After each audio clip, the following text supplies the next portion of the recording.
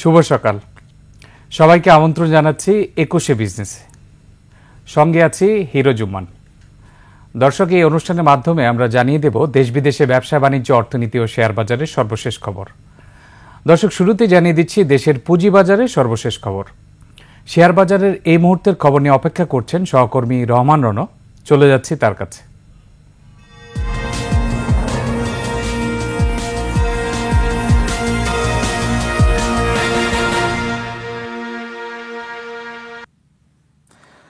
Hero Jumman, আপনাকে ধন্যবাদ।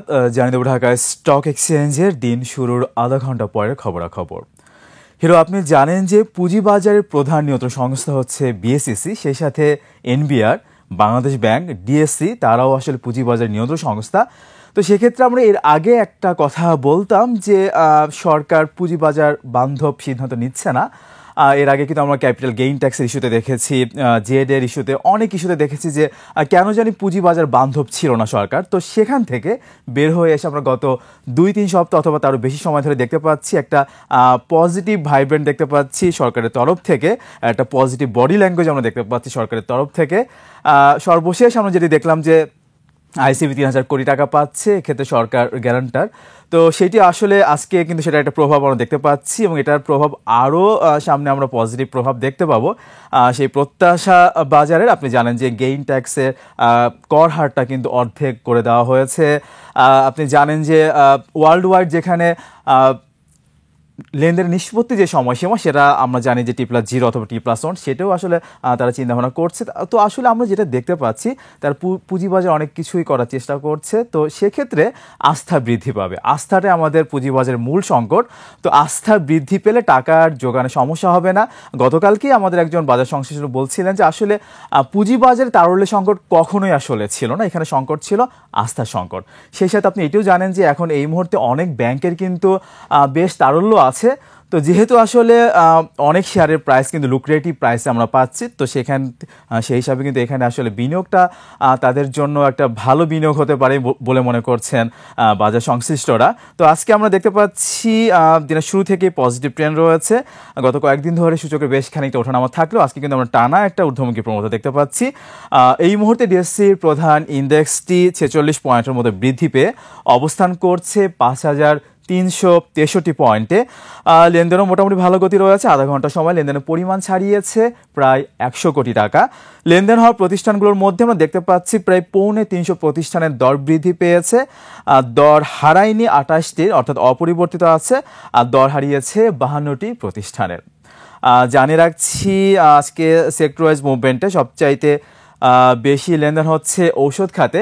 আমরা দেখতে পাচ্ছি ব্যাংকিং খাতকে সরিয়ে ঔষধ খাত কিন্তু টপ ট্রেডের প্রথম অবস্থানে অবস্থান করছে বেশ কিছুদিন ধরেই।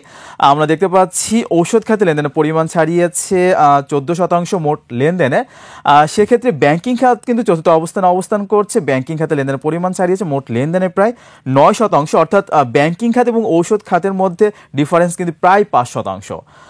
দ্বিতীয় অবস্থানে অবস্থান করছে বিবিধ খাত। আমরা দেখতে পাচ্ছি এই খাতে লেনদেনের পরিমাণ ছাড়িয়েছে মোট লেনদেনের প্রায় 12%, এবং এই খাতে আমরা দেখতে পাচ্ছি একটি কোম্পানিরও দর হারিয়ে লেনদেন হচ্ছে না, সবগুলো কোম্পানির দর বৃদ্ধি পেয়ে লেনদেন হচ্ছে। এবং প্রথম অবস্থানে থাকা ঔষধ খাতে কিন্তু আমরা দেখতে পাচ্ছি দর হারিয়েছে মাত্র 6টি, সেখানে বৃদ্ধি পেয়েছে কিন্তু 22টি প্রতিষ্ঠানের। তৃতীয় অবস্থানে জ্বালানি শক্তি খাত রয়েছে। এই খাতে লেনদেনের পরিমাণ ছাড়িয়েছে মোট লেনদেনের প্রায় 9%, এবং এই খাতে আমরা দেখতে পাচ্ছি দর হারিয়েছে মাত্র 3টি, সেখানে বৃদ্ধি পেয়েছে কিন্তু 19টি প্রতিষ্ঠানের।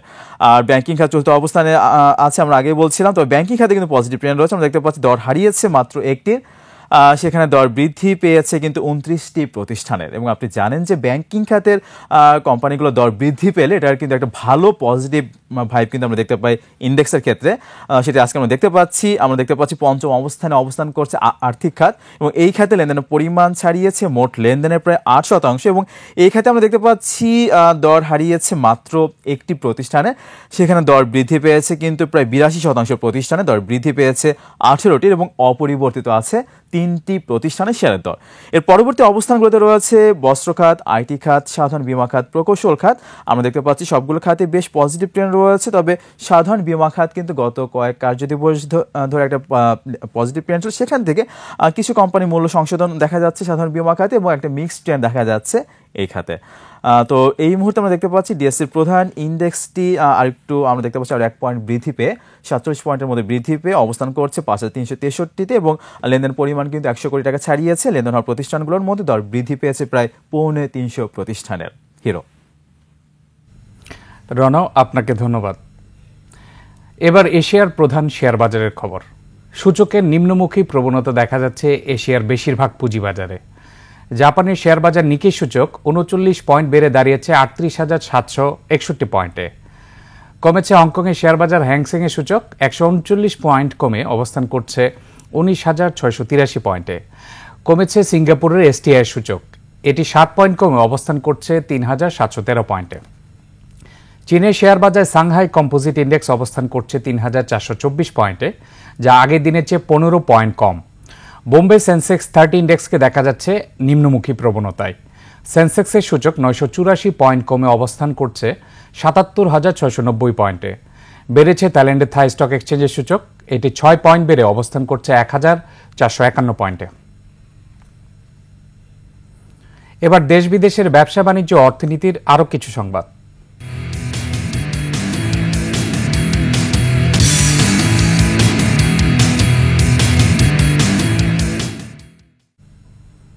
পুঁজিবাজারে উন্নয়ন ও স্থিতিশীলতা আনতে বিনিয়োগের জন্য সরকারি বিনিয়োগ সংস্থা ইনভেস্টমেন্ট কর্পোরেশন অব বাংলাদেশ আইসিবিকে 3,000 কোটি টাকা ঋণ সহায়তা দিচ্ছে কেন্দ্রীয় ব্যাংক।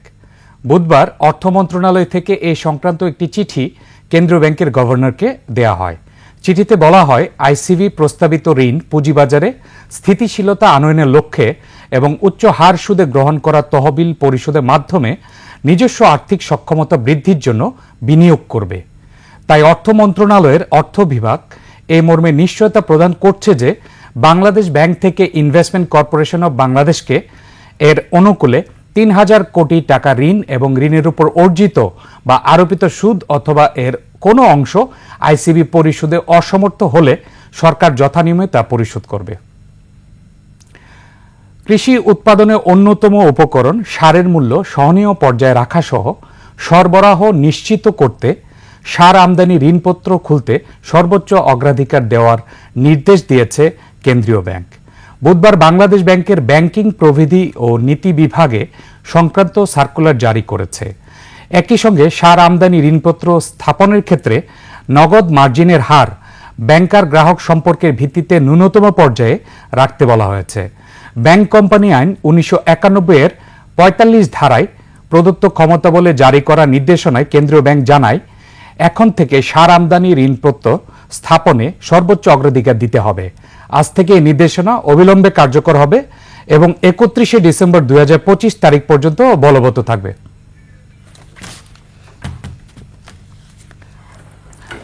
রংপুরে এবার আমন ধানের ভালো ফলন হয়েছে।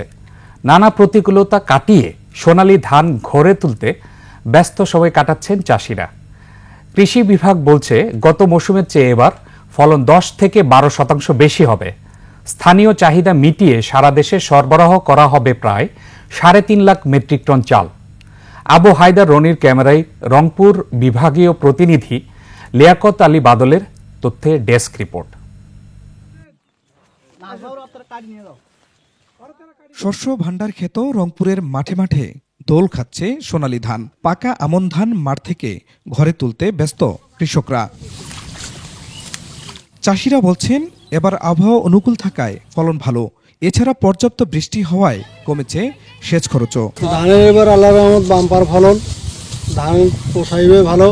আসলে এবছর যে হারে ফলন হয়েছে আর কি, ধানের দাম যে সাধারণ কৃষক আমরা যে জমি চাষাবাদ করি তাতে করে ডিজেলের দাম বেশি, সার কীটনাশকের দাম বেশি। সরকারের ঘরে আমরা দিতে পারলে আমাদের আরো লাভ হইতো, কিন্তু সরকার তো আমাদের কারও দেয়নি। জেলায় চলতি মৌসুমে আমন চাষের লক্ষ্যমাত্রা ধরা হয়েছিল 1,66,723 হেক্টর জমিতে। তবে লক্ষ্যমাত্রা ছাড়িয়ে 250 হেক্টর জমিতে বেশি আমনের আবাদ হয়েছে। কৃষি বিভাগ বলছে, এবছর চাল পাওয়া যাবে 6 লাখ টনের বেশি। আমাদের লক্ষ্যমাত্রার চেয়ে সামান্য কিছু বেশি আবাদ হয়েছে। ইতিমধ্যে আগাম ধান কর্তন শুরু হয়েছে। গত মৌসুমেও আমন ধানের বাম্পার ফলন হয়েছিল। সে বছর চাল উৎপাদন হয়েছিল 5,95,960 টন। স্থানীয় চাহিদা মিটিয়ে উদ্বৃত্ত ছিল 3,40,000 টন চাল।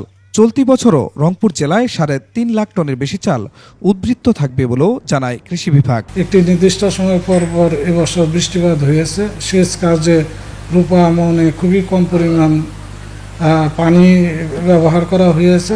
আমরা প্রত্যাশা করি যে আমাদের যে উৎপাদনের লক্ষ্যমাত্রা, সেই লক্ষ্যমাত্রা আমরা ছাড়িয়ে যাব। তবে কৃষকরা বলছেন, ভালো ফলনের পরও খাদ্য বিভাগ সরাসরি তাদের কাছ থেকে ধান না কেনায় ক্ষতিগ্রস্ত হচ্ছেন প্রান্তিক চাষিরা।